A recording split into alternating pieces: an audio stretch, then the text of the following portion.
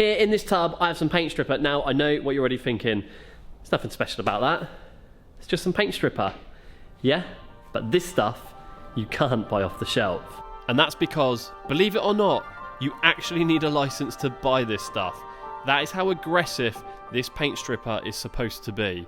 But before I start paint stripping any of the panels, and trust me, there's a lot of panels to do. I want to get this in primer and then get it back in here for paint so we can finally get this back in the workshop so I can start bolting panels back up to it once they've all been painted. And to start out with, we need to get some etch primer down on this bare metal. Now I'm using an epoxy etch primer here, and I'm going to be applying 2 full coats. This is not only going to cover the bare metal, but it's also going to give me a nice foundation to put the highball primer on the top of. And much the same as the epoxy primer, I applied 2 full coats of this highball primer. Now this covers up the etch primer, and it also gives us enough product to rub it down, ready for base and clear. And then guide coated it using this black aerosol can, and this is going to give me a guide for when it comes to rubbing the highball primer down. And then this was given a 20-minute bake, and it was also left overnight, so I'm hoping by now this should be nice and dry. Which now means we can get the car back in the workshop so I can make a start on prepping up this primer to get the car back in here to mask it out to get it into paint. And I'm going to be leaving the sheeting on it because it's going to be my only saving grace of trying to keep this interior clean, because trust me, when it comes to rubbing down primer, it can be a bit of a messy job. Now what's that thing I see people online doing? They'll like click their fingers and it's just automatically done, because to get the car back in here, prepped up, masked out would be absolutely amazing. What? How? And now for the fun bit, with what I like to call applying some makeup, and that's getting this Estral Blue water-based base coat down on this shell, with sealing it all with some lacquer. And then one final clean down using a tack cloth, and then it was on with a base coat. Now to start off with, I really like to attack all of my edges first on any paint job I do, because what we do not want is to get the car outside and have loads of transparent edges. So by doing them first, I can check them and just make sure that they're all covered using this base coat. I then applied a check coat, which is basically just a half coat, and this just allows me to check all of the panels for contamination before I commit to the 3 full coats of base coat to go down on this shell. And once I put the 3 full coats of base coat down, I finished it off by wrapping it up in a nice drop coat. And this is just a coat of paint that evens everything out. And then it was on with the lacquer, or what us painters like to call the party coat. I applied 3 full coats of this, with doing all of the edges first, much like I did with the base coat. I then done all the faces of the panels, sealing up that waterborne base coat. And if I didn't seal it up using clear coat, the waterborne base coat would just wash off the next time it rained. And yeah, we don't really want that. The lacquer also protects your car from any weathering, and it also gives your car that nice, deep, glossy shine, which you mostly see us car guys out on our driveways polishing.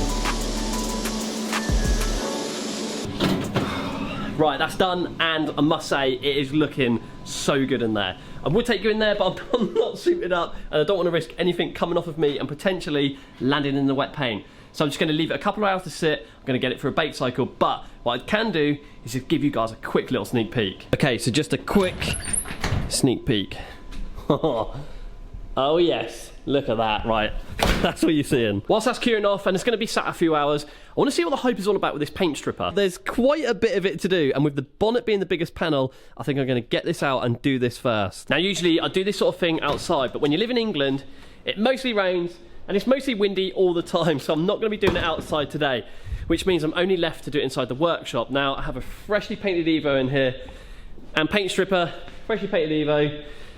Yeah, that's not a good mix. So what I'm going to do is I've got some in this bag. I'm going to stick it to the roof, stick it to the floor, make myself some form of like homemade booth. Try not to knock myself out with the fumes of the paint stripper and strip the bonnet in here. And you know it's Girl Scout honour, right, when you're this good at building homemade tents. I mean, check this out. I've parted the workshop by putting a bit of sheet across here. I've masked out all the floor as well. So hopefully this is just going to be enough to keep the paint stripper in this side of the workshop and not going the other side, potentially landing on the Evo, because yeah, that would be seriously bad news. I don't even want to think about it. So my Girl Scout days are definitely paying off right now. I know I said I was going to be paint stripping the bonnet first, but I'm having to do a quarter panel because the bonnet is so big and heavy that there's no way I'm putting that on this stand by myself. I'd probably more than likely end up pulling a hernia. But this is going to be a good test anyway, because It's been painted quite a few times. I mean, it's pretty obvious there's a repair in it here. The paint's all gone faded. Yeah, there's like all like pinholes and bits of silicone in it. So it's definitely been painted a few times, which is going to be a good test for this, because this stuff is supposed to be really aggressive. And I'm going to be putting it up against the stuff that I usually use, which is called Langlo. I've used a lot of paint stripper, and this by far, to date, is the best stuff I've used that you can buy off the shelf. Now, I'm just hoping that you guys aren't squeamish for this next bit.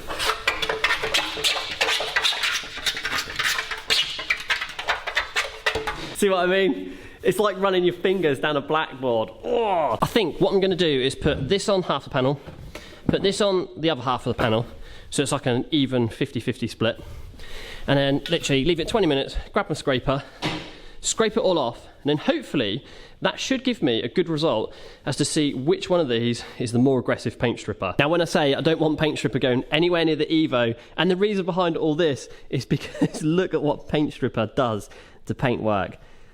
Oh my god, it absolutely destroys it. Right, so this has been on here a good 20 minutes now. The Langlo stuff that I've put on this side, which is the stuff that I originally used, has been on a little bit less time than the stuff on this side. And I'm still going to say that the Langlo stuff that I've put on this side is looking like it's slightly more aggressive than what I've put on this side, because the reaction on this is more uniform and it looks more deep. It's actually really lifting it away here than it is on this side. And they both went on really thick. I mean, it's a little bit thin on the ground here, but you know, this stuff is still looking pretty aggressive. And I think a lot of you are going to agree with me on this here. How satisfying does this look? This definitely has to be one of the most satisfying parts to this whole job. But if there's something I can say, you definitely don't want to get paint stripper on you.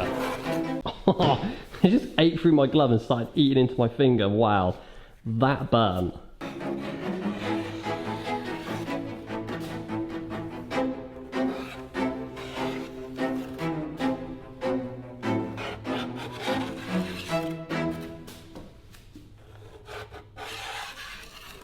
And if you guys do decide to do this at home, just make sure you read the data sheet and follow procedure, because if you do get it on your skin, yeah, trust me, it can be some really nasty stuff. And I gave this another coat of that Langlo paint stripper, which has now completely removed the rest of the paint. There's still a little bit on it here and there, but nothing a sander won't remove. Now, I know this probably looks like this is primer on here, but believe it or not, this is just discoloured from the paint stripper. This is actually the metal, because I give it a little scuff with some 240, and it is actually shining it up there, as you can see. So I know with a sander now we can just remove the rest of this paint, and this is going to come up really nice and clean. But there was a load, or there is, shall I say, a load of filler in here. I've dug most of it out and it's a bit wobbly, so yeah, I'm gonna have to take some time with this, panel beating that out. Someone was clearly lazy and just decided to whop loads of filler in it. It's quite deep here, so yeah, I'll give that a little bit of attention and we'll be able to get that right. But with that now just mostly needing a sand up, I can go ahead and make a start on getting all the other panels paint stripped, because there's quite a bit of paint stripping to do.